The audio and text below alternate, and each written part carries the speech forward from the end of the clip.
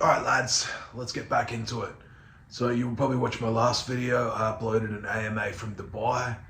I covered a ton of questions that I got asked on my Instagram. I still have probably about 50 or 60 questions backed up, but I'll get into those later. Let's bring the camera forward a little bit. Yeah, I'll get into those later. I will answer them at some point, but yeah, it's a backlog on them for now, but we'll get around to it. I said in my last video what I was going to cover, and I'm going to make this a series. I'm going to cover what's missing in modern man, so it's going to be another one of those. I know the last one that I said is that guys are missing substance, they have no depth to them, and that is true. But how do you get substance? Like how do you be about shit? How do you have something in you beyond just the outside? You know, like a lot of guys are very focused on the exterior. You know, they're focused on buying shit and having money and all that sort of crap. And that's just the cherry on top. You know, when I buy nice shit and do stuff that's expensive and things like that, it's just an accessory. You know, it's just like like I said, it's the cherry on top. It's like the frosting on top of the cake, but it's not the whole cake. Like, you know, the whole cake that was frosting, that's all just sugar. That's just the sugar high. Like there's got to be fucking substance in there. You know, the substance is in the cake. You know, the flour and all that shit. And then it's got to be baked and all that sort of stuff. So that's my reference point to developing fucking substance. And how do you develop it? I think that's the hardest question. I think a lot of the stuff that I've said about the red pill and things like that, I said a lot of stuff that the red pill guys were pretty much full of shit. Like, you know, a lot of the guys were just larpers. And I think that it's quite kind of coming about. You know, that a lot of the guys are not who they say they are, or not really equipped to give advice. I think it's very much an unregulated market. So I think some of them have found a success, but it's just easy to turn a camera on and larp. Now it's getting a lot harder because you have to be about shit. There's too much competition now. Like I know personally a lot of guys that are starting channels that I view them as exceptional men. I think the concept of red pill and PUA and all that shit kind of died out when Tate got an audience, because a lot of that was smoke and then he is the fire. And once you've seen fire, it's very easy to identify the bullshit. You know, it's the days of the PUA forums and being an anon and, you know, running around and having all these ideas and shit. That doesn't matter. Like, you have to be that guy. You have to show receipts. You have to show that you are who you say you are. I know a lot of guys will jump on it and be critical of the shit that I say, but people can check my Instagram and see how I live and what I do. Like, I do shit at a very high level. It's undeniable. It's not something that you can just get on and say that I LARP, because I don't LARP about anything. You know, I'm very truthful. I would say that I'm very transparent. Like I told guys in the last thing, I take TRT and things like that. I don't have anything to hide. You know, I've been transparent about my past. I have great experience and also success with women. You know, I don't think that I'm the absolute playboy of the world. I'm certainly not anywhere near Tristan Tate or Andrew's level, but I'm still exceptional with women, certainly compared to the average guy. And I only consider myself that because I have receipts with beautiful women. You know, I have a history of being successful with them. You know, and that was trained. That was learned behavior, because when I was a kid, I had no success with fucking anything. You know, I was terrible with women. I thought that I had social anxiety. I was awkward.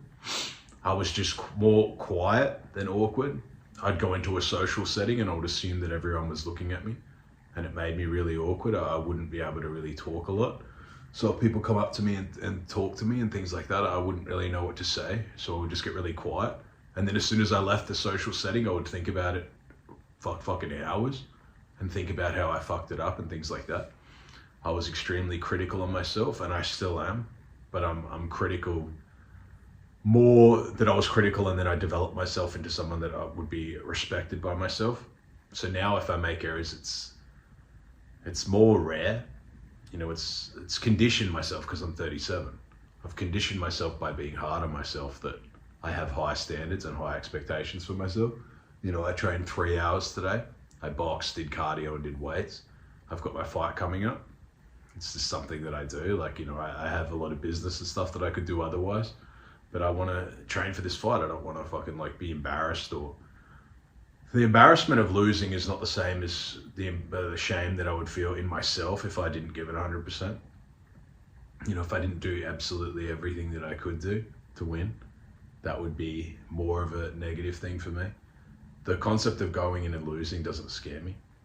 To take an L, even a public L, that I don't care about that. Like, I've taken shitloads in my life of L's. The worst L to me is the self L. It's this like, you're at the plate and you don't swing. That's the biggest L for me. Like, that's the most painful, because that hits me when I was a kid. When I was even in high school, I used to not really take any opportunities. I would be too scared of the outcome, so I wouldn't swing. I used to have not really success with women, but every now and then I'd have girls talk to me and stuff like that, and I wouldn't really know what to do. I wouldn't say anything, and then I would just go home and kick myself constantly.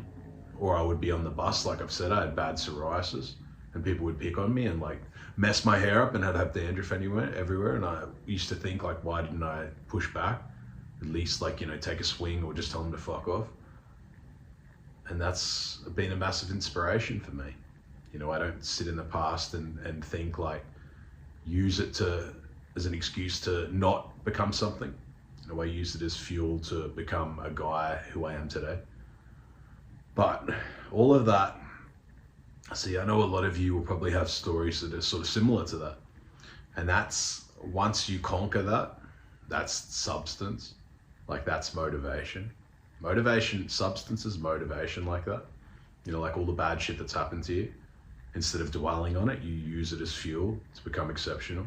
And then when you look back, that's the fucking shit that you think about. That's the contrast.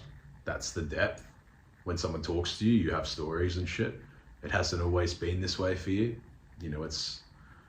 I'm 6 foot, so I don't know what it's like to be 5'6" or 5'5" or something like that. But the same as I don't know what it's like to be 6'5". You only have the genetics and the attributes that you have, but you can max those out. I've said it before in the last video, there's just nothing in it. There's no reason not to top your attributes out. Guys understand that in a video game. And I understand in a video game too. I still like to play Diablo. I play every one when they come out, on PlayStation and things like that. But I like the Resident Evil games. I like the Fallout games. I have a few games that I play no matter what. When they come out, I'll always play them. Fallout, the new one, I'll always play.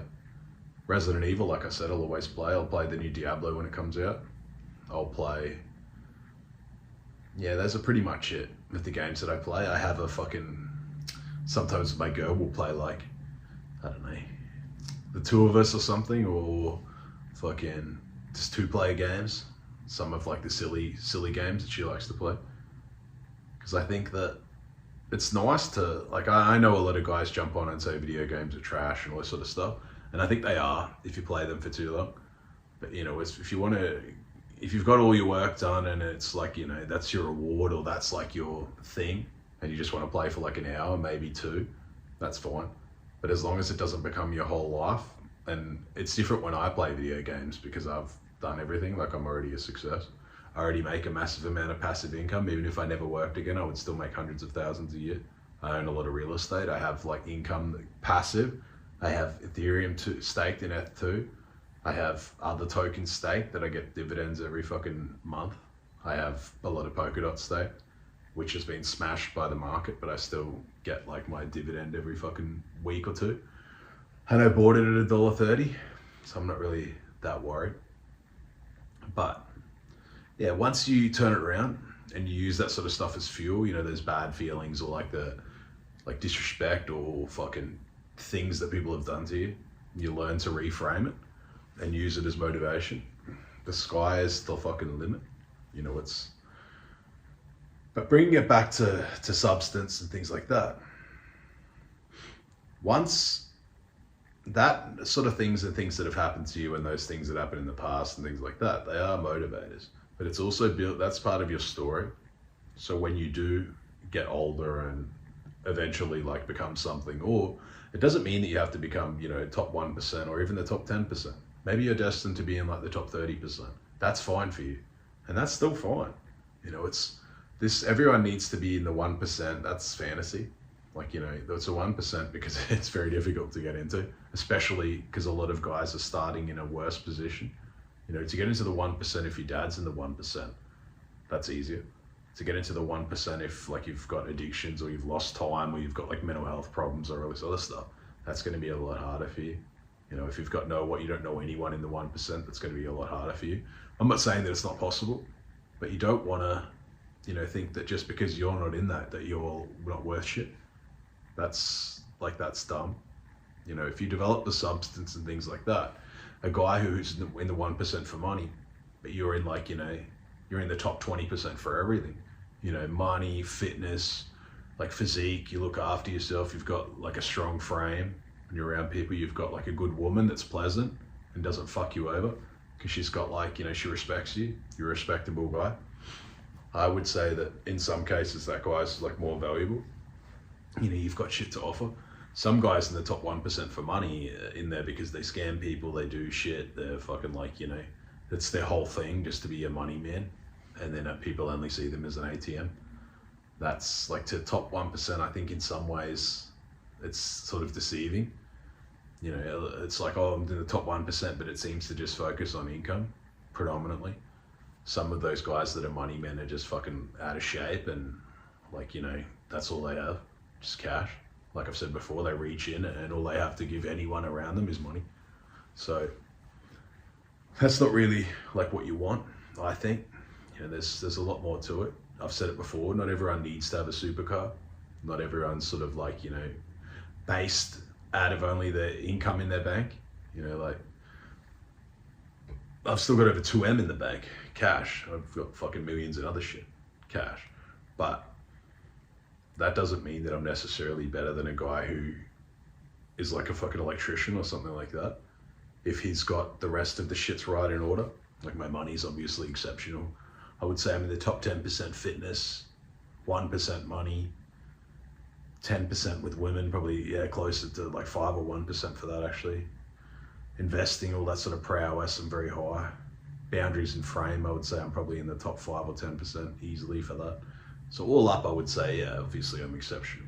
But I started from a very low place. You know, I didn't start from money. My parents don't have money. You know, I'd never really been around money until I was already like old. I was already nearly 30. Late 20s before I'd even been around like big money.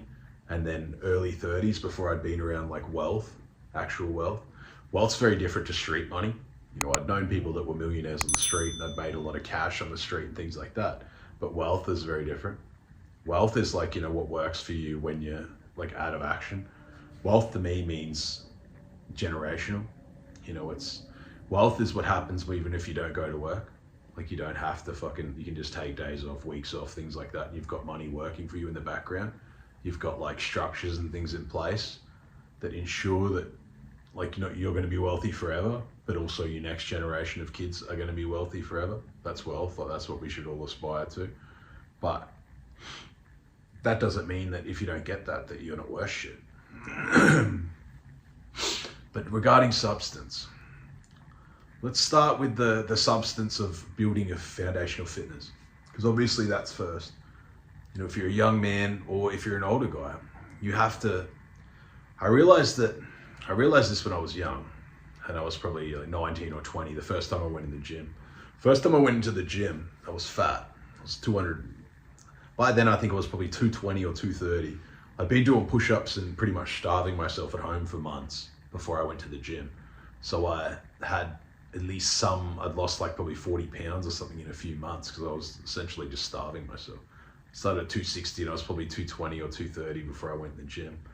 And I remember when I first went into the gym, it was a YMCA. So it was like a community gym, and it was in Brisbane, fucking Queensland, in Mount Gravatt. I went into the community gym there. I walked in, and it was a community gym, so it wasn't like really hardcore. You know, it wasn't like going into World's Gym or something like that, where there's heaps of big, like roided out fucking bodybuilders. It was still pretty mild. But I remember the first time that I went in, and I remember I was like, oh, I looked up online, I'd been checking the bodybuilding forums at that point. I looked up online a basic sort of split to do, like a push. I think I was doing maybe push-pull legs. So I guess chest, shoulders, back, traps, and then just quads, like glutes, quads, hamstrings. And I remember the first time that I went to the gym, I was like a push day, and then I laid down on the flat bench, and I was like, oh, I don't know what I can bench, or I don't know what I can do. And then I unracked the weight, which was just the bar. And I remember I did like 4 reps and then failed. I got stuck under the bar with just the bar. There was nothing fucking on it. And I remember this other guy like ran over and then pulled the bar off me, and then he gave me advice, like how to do proper form and shit like that. He didn't work at the gym. He was just a fucking dude. He wasn't like a massive guy or anything like that. But compared to me, he was like fucking miles ahead of me at the gym.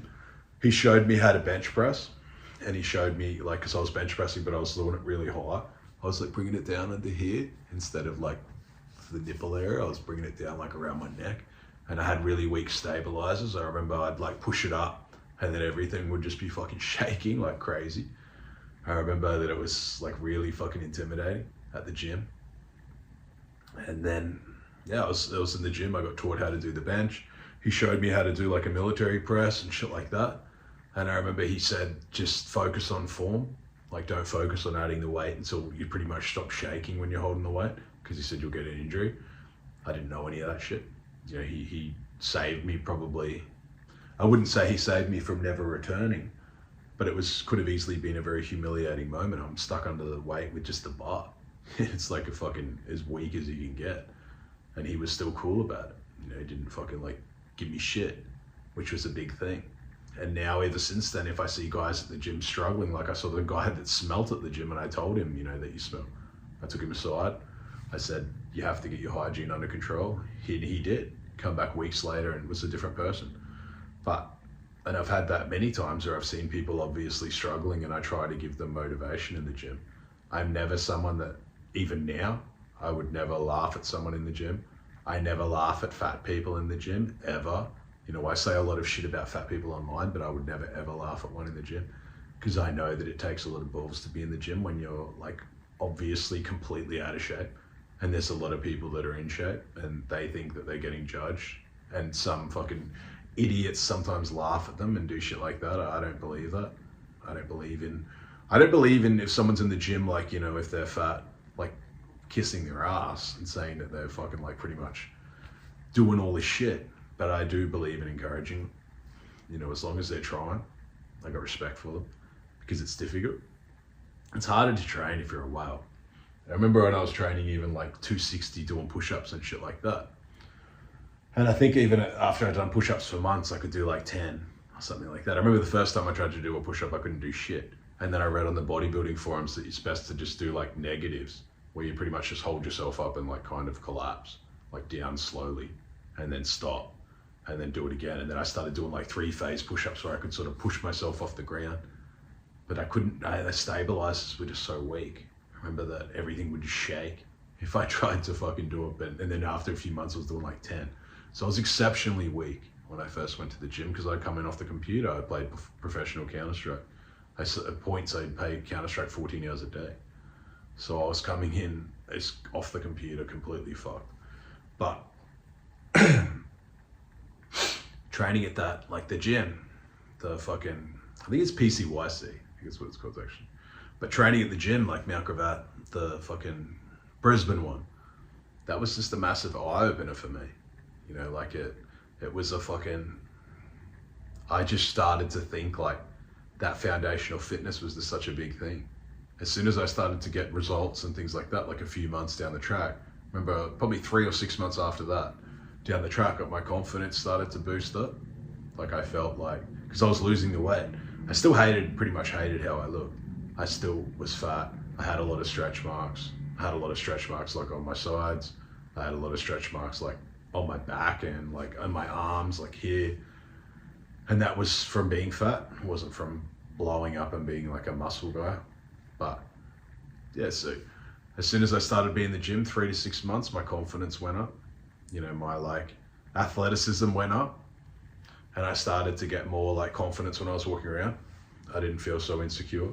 I was probably under 200 pounds at that point. I didn't look. the fucking lights out. This shit fucking come to the place. Right, we're back. We had a fucking energy thing. We're in Dubai. But, yeah, so my confidence was rising. You know, I didn't have fucking everything. I'll turn this fucking shit off. Back in a sec. Shut these fucking blinds.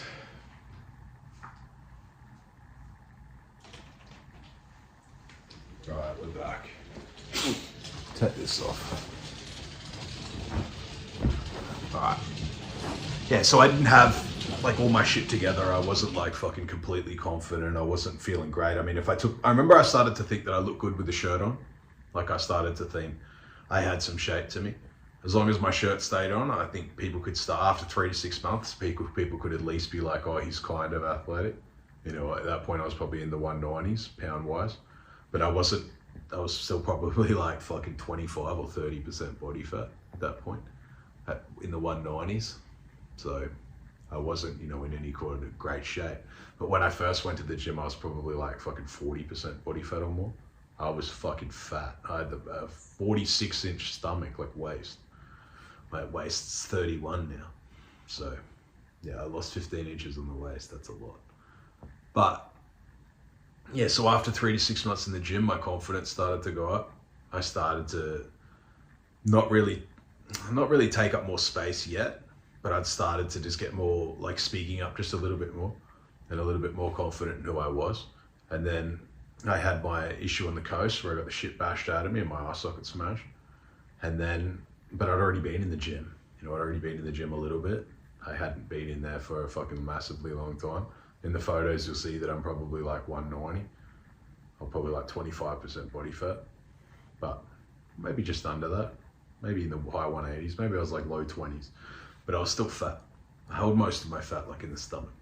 But yeah, so after that, especially, I started to see guys too. Like I'm at the gym, I'm training around men. You know, I'm training around men that are lifting weights and they're doing shit. And back then it wasn't as mainstream as it is now. I know a lot of guys train and do things now, but back then it wasn't as common. You know, it was a lot more people that were kind of like diehards in the gym, or military, police, firefighters, tradesmen, people who actually used their muscles. Like a lot of it was functional stuff. Bodybuilding, and that wasn't that big then. This would have been 16 or 17 years ago. So the concept that everyone wants to be a bodybuilder, that wasn't really a thing. It was still, you know, just breaking through. This is well before the Ziz generation. So yeah, I'd started to see a lot of guys, like, you know, security guards, things like that. And that's where I'd start to meet guys and talk to them. And I started to realize that I wanted to do security. Like after I had the shit bashed out of me, I'm like, I want to learn to do security. I want to learn to be able to take care of myself, protect myself. I realized after that I could have easily died. Like I wasn't in really any condition or like shape to look after myself. So I wanted to learn OPSEC and things like that, and security seemed like one way to do it because I was talking to guards at the gym. And then I fucking got the certificate. I did it in Brisbane. Did it in like, I think, Browns Plains or something like that. Or Wakely, I can't remember, but it was around fucking somewhere, one of the suburbs. Browns Plains, actually. And then I got the certificate and then started doing crowd control. So I was like bouncing on the doors. I worked at Family Nightclub in the city.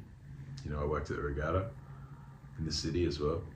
So I did it and I started to learn things. You know, I started to learn frame, the benefit of, like, you know, you have to have rules for yourself and also rules for how other people treat you. You can't just take an endless amount of shit, and you can't fucking like push people if there's nothing behind it. You know, you have to have boundaries, and that you have to be respectful of other people's boundaries because you wouldn't like it happening to you. You know, it's not like a one-way street. If you think, oh, I wouldn't like that, why would you do it to someone else? Like, unless you're trying to start a fight, like there's no point, because you know within yourself that you don't like that. So it's common sense that another guy's not going to really like that. Like, guys see me talk on here and things like that, but I don't treat people badly in person. You know, there's no point. Like, unless we're having a conflict and we're both ready to like escalate it, there's no real point being like offensive to people, because that's crap. I don't like it done to me, so I don't really do it to other people. You know, I don't run around starting and creating a bunch of enemies because that's pointless. Like, what am I getting out of it? I just get a little ego boost in the short term, but then it can be like a long-term fucking issue. You know, it's not, I've said it before, it's not a very good strategy running around building a bunch of enemies. Like, it's pointless because enemies multiply and they get together. And even if all that they do is just talk shit about you all the time, like it's still a negative thing. It's not a positive ROI for you. I think that if you have enemies or all that sort of shit and you have issues with them, that you should just sort it out. You shouldn't be fucking like running around and keeping that bad blood. You should either forgive them or like sort it out. It's really one of the two things to me, like cut the knot off either way, cut the rope. But yeah, so I started doing security and I started to like learn about frame and boundaries. I started to see guys that had frame and boundaries and how necessary it was in a club environment back then too. It can be quite dangerous. Like there were a lot more fights back then because there was a lot less CCTV. The CCTV was shit. So it wasn't uncommon that, you know, you could just batter people with the guards. Like, you know, if one or two guys had an issue, I very often would see 6 guards beat the shit out of the 2 people. You know, and it wasn't like like now where there's CCTV everywhere and you can fucking like, you know, people report it and the cops are kind of against the bouncers. The cops now, back then, used to be very for the bouncers, like they work together. As soon as the police would turn up, they would just automatically take the bouncers' side, specifically if the people were drunk. As long as they weren't too fucked up. Obviously, you can't be sending bodies downstairs or people with like snap necks or like really fucked up, because then there's got to be paperwork. Like if shit's broken, the guy's going to go to hospital and they're going to fill out paperwork now, and then there's going to be possible lawsuits and shit ongoing. But if the guy's just a bit smacked around, that's the game. Like, you know, it's not really anything that's going to stick around. But yeah, I started to learn about the boundaries and the frame and things like that. And that's where, again, I started to learn the foundational fitness was 1, the foundational boundaries, frame, which is 2. And the 3rd is your foundation around money. Boundaries and frame translates into women as well, because that's 99% of having women. You know, it's just how you view yourself, and as such, how they're going to view you. And if they don't view you that way, you're out.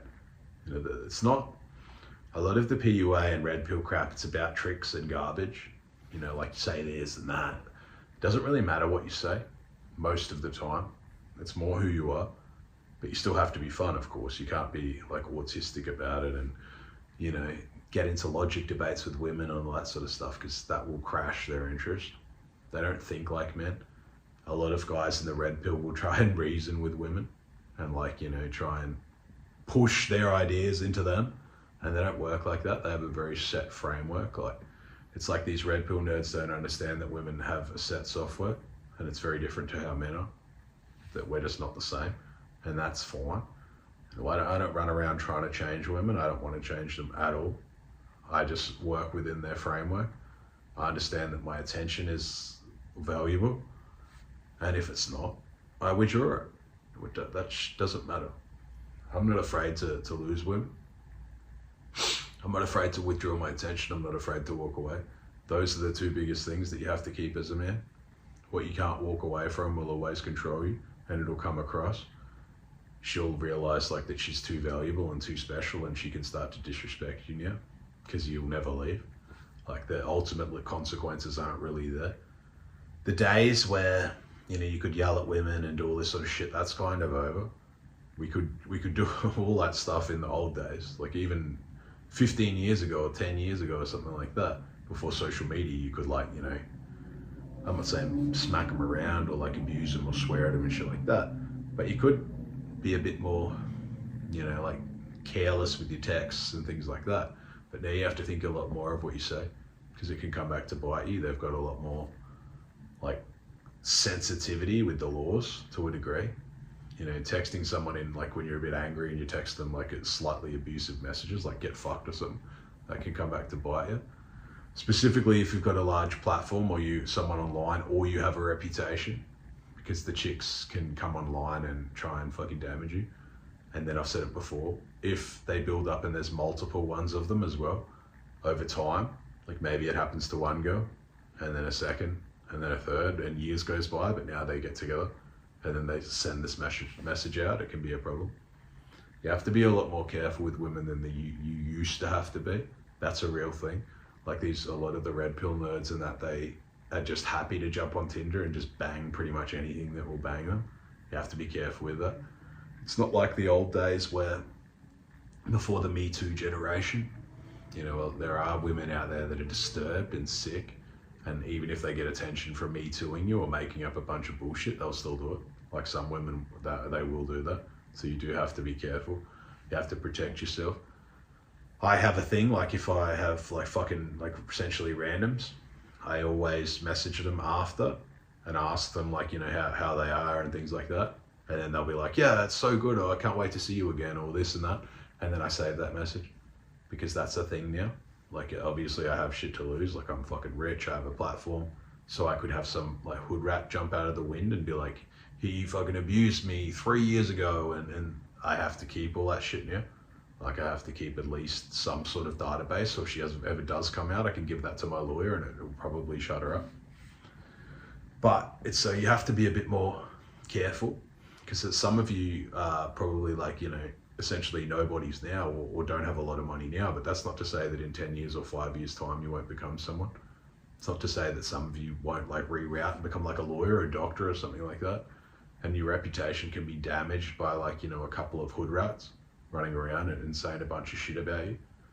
The days of sending risky texts, even if it's just dirty talk, like maybe you send some dirty talk and it's a bit rough and you know that she's into that, but she keeps the texts, and then they get read out in court a few years later by some soy who has a wife that doesn't even fuck him, and people are just gonna not really understand that.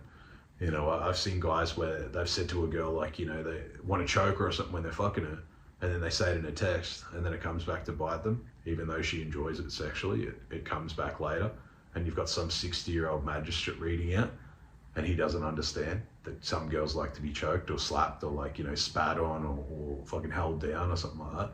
He doesn't get that. He can't understand that that's a thing.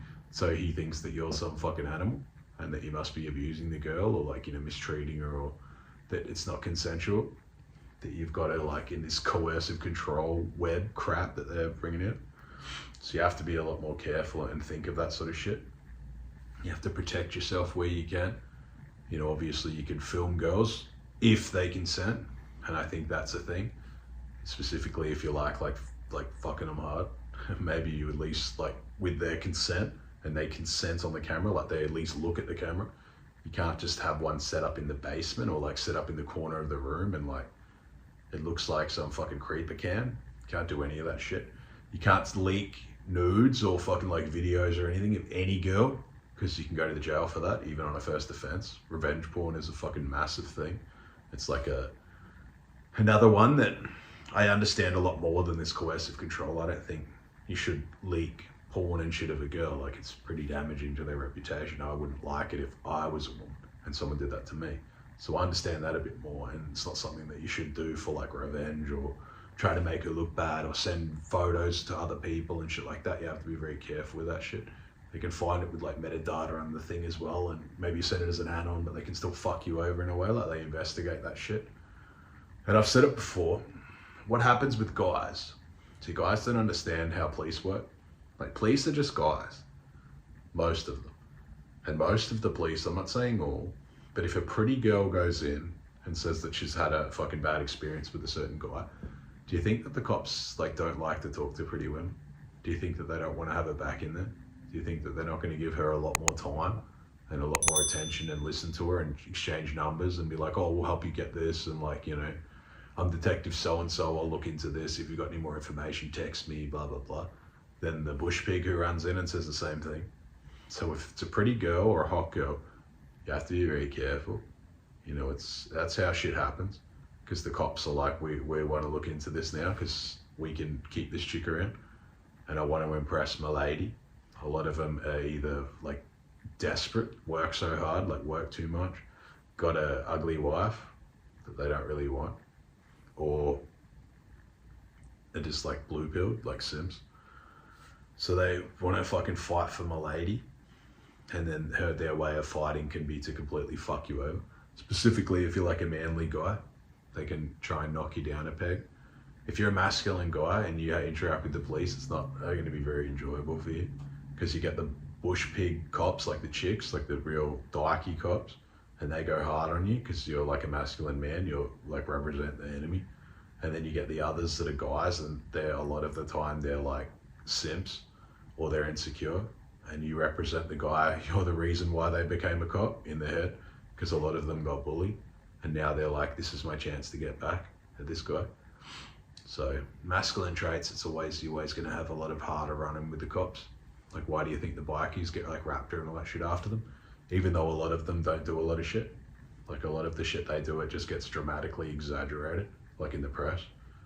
I've seen guys where they're doing fuck all and they get like, you know, put through the papers as though they're like fucking El Chapo. And then the guy goes along with it because he likes the clout. And then he gets slammed with fucking a massive sentence for like quite a minor crime. The cops just do that again and again. They're like putting grandstanding bikies to try and create like a massive enemy that's essentially just a big straw man that people can look at and be like, yeah, that must be true. But in reality, they've just like multiplied by 1,000,000 what the guy's actually doing. So they look like it's like having a fucking controlled opposition.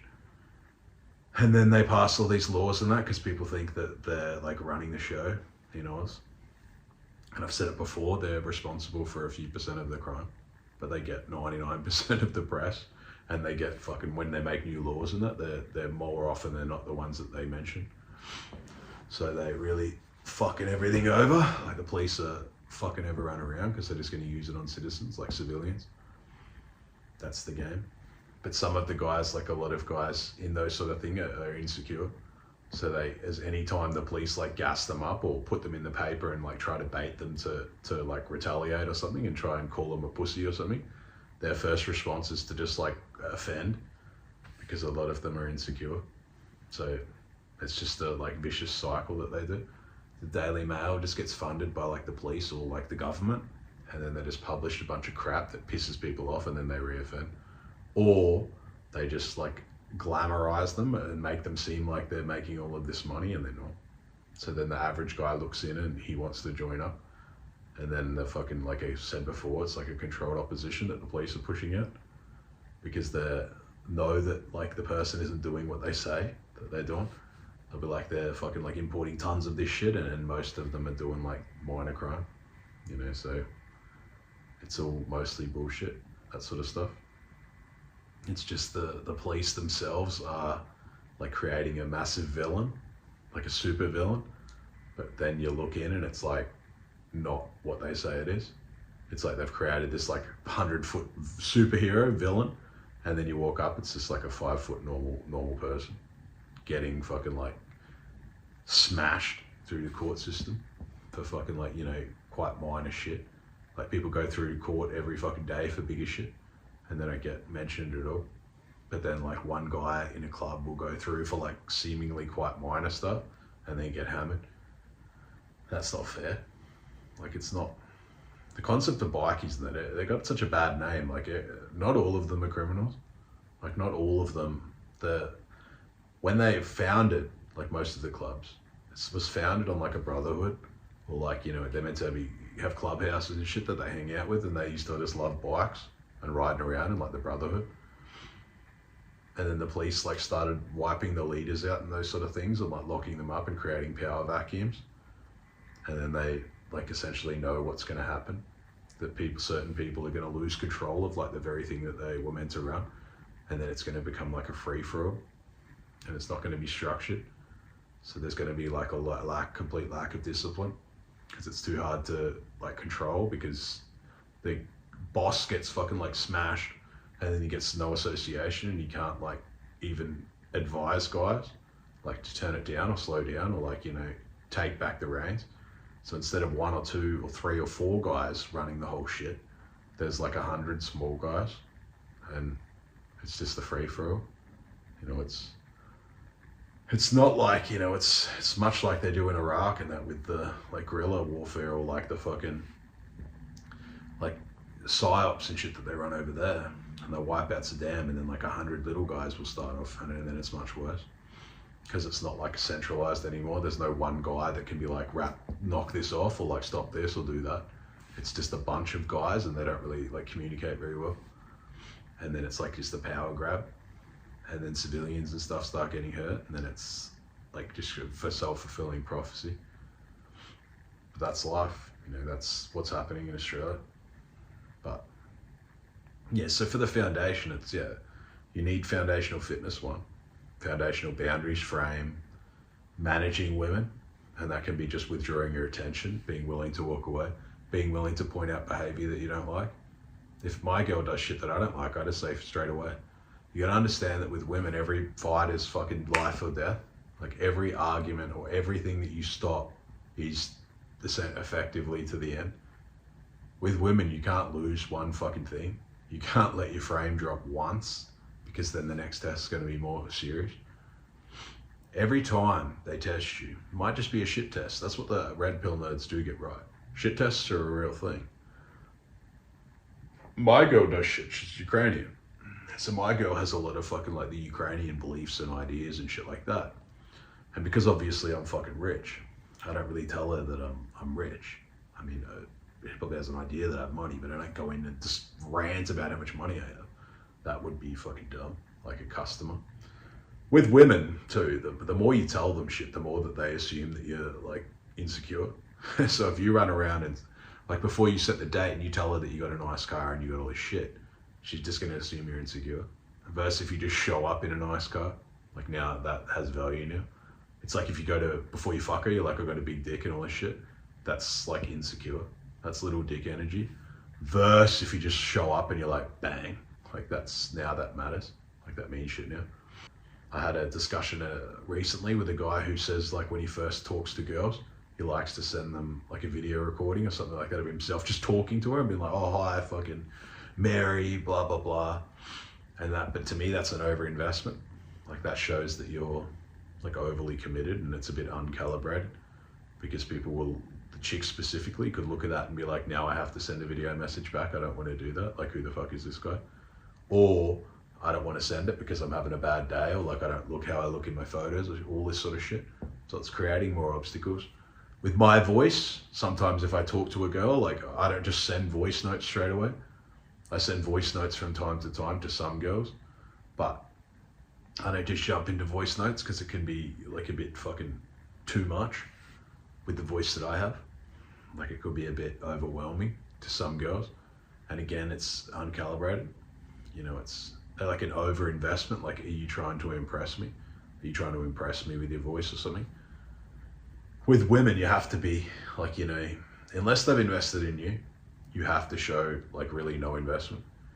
You can't be the one who's like overly interested. You can't be the one who comes across that this is just so big to you, or that you're trying to win them over or trying to impress them. Because women, the more you try to impress them, the actual less it's going to come across that you're trying, like your value's going to drop. A lot of guys jump into a date and they start telling her about all their work and all this crap. Like, oh, I'm an engineer and I'm going to be the project manager and I'm doing all this shit. That's like customer talk. With a woman, specifically on a first date, it should be very lighthearted. It should be like, you know, jokes and banter and shit like that. You should be creating inside jokes and things like that and building interest, but it should be light. It shouldn't be like a fucking job interview where you're just interrogating her, or she's interrogating you and pretty much asking like, you know, where your investments are and all this sort of crap. Like, how much money do you have? What car do you have? All this shit. Like that's like customer shit. You know, going on about how much money you have or like your job title and all this crap. That's only going to impress a specific woman. And it's going to be the woman who pretty much wants your shit. A lot of older women and that who are looking for like a beta male provider. See, the red pill nerds get that, right? Like there's beta male providers are a real thing. You know, the guy who leads with his wallet, the guy who's insecure, the guy who doesn't really have any boundaries, the guy who's just happy to be there, the guy who's scared to lose, the guy who doesn't take any risks, the guy who doesn't really vet, the guy who doesn't like qualify her. He's just qualifying himself from the get-go, like telling her how good he is and all this other crap that he's doing. You're qualifying yourself to me now. Like if the chick's telling me all the shit she has, she's trying to increase her value to me. But her value is what she presented with. That's different. The guy's values, a lot of it's internal. With women, a large part of their value is their appearance. Like it says a lot about who they are because it shows internal qualities as well. Like if a woman takes care of herself, if she looks after her body, a lot of it shows the internal qualities that you want to have. And everyone wants to reproduce like a beautiful girl. That doesn't mean that you're reproducing like a Ralph model. It's just the most beautiful girl that you can get. You know, the concept that everyone wants to be with a pig, or like, you know, you can't be judgmental of someone on their appearance. That's bullshit. Like that's societal. That's crap. Appearances says a lot about a person. It says that she's putting effort in. A lot of girls in the West run around in yoga pants and shit like that and don't really do their hair and all that sort of crap. It's just because they're lazy. Like that's not enough for me. I need a girl who, like I like girls Ukraine, Polish, like Belarusians, Russians, because they're feminine. They put effort in. But that's trained, like that's conditioned. They've got like, you know, a lot of the stuff that they're taught from their mother and things like that is about courtship and things like that. It's not like, you know, the concept in those sort of countries that you could just like have a girl come to a date or something like that if she hasn't fucked a bunch of guys like she's a catch, and not pick her up or not like organize her to get to the date, nor to organize her to get home. That's not really a thing.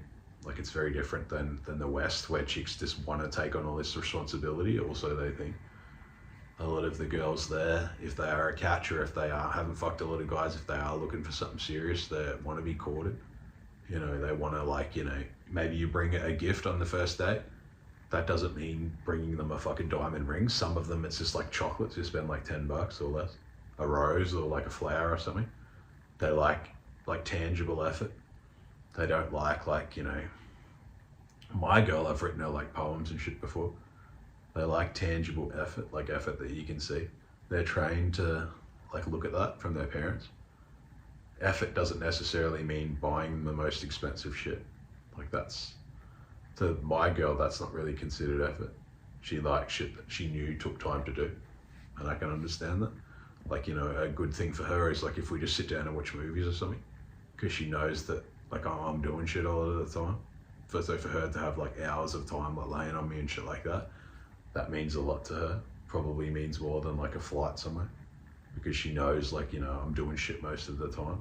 If I don't use my phone for like a couple of hours while I'm with her, she'll love that. You know, it's a lot of the thing with women, it's about quality time. Same as with your kids. It's not about like, you know, you're with them, but then you're on your phone, or like you're not really present and you're not really listening. You don't really talk to them. You're just kind of there, but like you're thinking of work or other shit. It comes across. You know, like a few hours with no phone, or they've got your full attention. That means the world to them. It's like your kids too. You know, like 2 hours with your kids, if they're like running around the play center or doing shit and you're like playing with them, that means more than a fucking like week of like you half there and you're on the phone and you're fucking around and you're kind of not really present. Like you're thinking of all this other shit, maybe you're like on sports bet or some other crap. Or you're focused, like, you know, you're on the phone, you got work or this other shit. That's the shit that they're going to remember. Like, you know, the time that you were there and you were active and you were like with them, like present. Being present now is such a massive thing, because most people, including myself, have like phone addictions. So it's hard for them to be off for like, you know, a few hours at a time. All my shit that I do is like my work and everything's on the phone. So even to not check my phone for like 2 hours or something, that's a lot. That's a long time. That could mean like money lost, but you still have to do it. You know, so for women over in Eastern Europe and things like that, they like to be courted. They're more feminine, more traditional. Traditional, it goes both ways though. Like a lot of guys will say, I want a traditional woman, but they don't want to be a traditional guy, or they're not at all. But you have to be a trad guy then to have a traditional woman. That means that you have to be able to protect and provide. Can you? Can you do that? A beta male provider can't protect. That's where they fall over. They understand the providing, because the providing for some is the easiest thing. Like if you're willing to just throw heaps of money at a girl, or like, you know, you don't give a shit, you can put her needs above yours and all this other crap. That's the easiest part. Protecting is not necessarily like, you know, the old days where every woman needed to be protected from like, you know, rival cavemen and all that sort of stuff, and before electricity and fire and all that, or electricity in general. It was a lot more dangerous. Like there would have been a lot more murders and rapes and things like that. A lot in the West now, it's much safer. They don't need as much, you know. When's the last time you've ever gotten in a fight over a chick that you're with? That's only ever happened to me once in my whole life. And that was only because I wanted to fight the guy. I wanted to fight a guy because I was already pissed off and I was walking home. And then I ended up getting bottled. So it was the one time that I did it, I got fucking bottled. So, lesson learned. But you don't, like, that's not really a thing. You know, the concept that your chick's going to be getting you in heaps of fights and you're going to have to protect her and shit like that. That's not really a thing. So protecting now, to me, is protecting them from bad ideas that go into their head. Protecting them from like mass feminism. Protecting them from like some of their hoe friends, or some of these like thought ideas getting in their head. Protecting them from like dumb financial decisions, because a good chunk of them, I'm not saying all, but a good chunk of them don't really understand, like, you know, they're much less logical. They can get, like I would say, they're a lot easier to con than men. So, yeah, it can be protecting them from like feminization, but like the bad side. It can be protecting them from bad decisions. It can be protecting them from dangers. You know, like she might drink and things like that. You know, like I want her to slow down her drinking. I want her to slow down, like if she takes any substances. I want her to stop doing, like maybe she smokes too much. So it can be protecting her from a lot of that shit. It can be being a motivator, like an inspirational person. You know, you got her in the gym or this other stuff that's going to benefit her life. Like you motivate her. It's not about grinding her down to like a nub. And then you think that the worse I treat her or the worse I make her feel, she's never going to leave now. Because then all you're going to have is like a broken asset. And eventually, if you plan to have kids with that person, it's not very long term. If you just create an insecure person, it will come across when you have kids. So a good asset, like a good woman, you want to build up. The thing when you build them up, and it's not just build them up like, you know, the nerds only understand building a girl up as you're funding her fucking whole life. It's not like that. Like you're building her up because you're creating better like qualities, things that she's doing. Like you're inspiring her to go to the gym, you're motivating her, you're like inspiring her to eat well, you're motivating her to kick any vices that she has, you're motivating her to get ahead in whatever sort of job she wants to do, if she works. My girl doesn't work, but some will, and you'll be motivating to go to uni or whatever else that they want to do. A man is a motivator. Like you can use your logic to essentially, the best relationships with a woman, and it's going to sound fucking dumb, like, you know, probably sound a bit weird, but it's almost like to a degree they're like treated kind of almost, not like a child, but in a small degree that they are. You maintain their innocence and you don't stack them up with responsibility. They come to you with their shit and you advise them on how to get through it. You know, maybe they're having issues at work, maybe they're having other issues and they can come to you with shit. A lot of other guys will say that they don't want that. Like, you know, that the chick should just keep it all to herself. They don't really care. But then you're not really like building any value there, because now if she relies on you for all this stuff, she sees you as like above her, essentially. Because she's like, you know, I come to him when I have issues and he helps me get through them. And a lot of guys just think that their issues is just throwing a bunch of money at it. And that's not the case with women. A lot of the time they just want you to hear them out. A lot of issues with women, they don't even really care if it gets solved. They're more just like, you know, they want to tell you about it. And then you add like what you're going to do and then that's fine. With women, they're not like logical. They're not as solution based. A lot of the time it is just they're talking about it. That's really what they want, the discussion. But you have to be present and you have to be able to listen. I know a lot of guys don't really do that. They think that like when a chick talks that they just tell her to shut the fuck up or all that sort of stuff, and that's just not really a strategy for anything long term, because then what's the value you at? Like you just there for the dick, but everyone has a dick. You know, so is that really all the value that you have? Like trapped between your legs and like, but then otherwise the guy's just focused on their wallet. Like all that they have to offer a chick is a wallet. Like all they have to offer is money and resources and things like that. But then they don't provide any of the rest, like any of the other shit that she wants. She wants to be like emotionally secure. Emotionally secure is much bigger for women than financially secure. if they trust you, if they rely on you. They rely on you to feel good. They rely on you to feel like settled and feel like, like you're like their safety or their grounding. That's a lot harder to replace than a wallet and a dick, because everyone has that. If you're older, you're honest with yourself that you want to find a good girl, or maybe you just want to play the field for a lot longer. But I think a lot of you, if you're honest with yourself, you do dream of having one girl that's pleasant, enjoyable, respectful of you, doesn't embarrass you, doesn't do anything dumb, is happy to be with you, she's proud of you, she's like, gives you a route to have family, family, and you look and you'd be like, she's going to be a good mum. She's a good partner. I'm not saying that she's your wife, because in the West that can be problematic. I think that even prenups can be busted, and I think that's going to be more of a thing where they get broken down more over time, because the chick will be able to say that you forced her to sign it, and then the court will side with the chick and she'll break you in half if you get a divorce.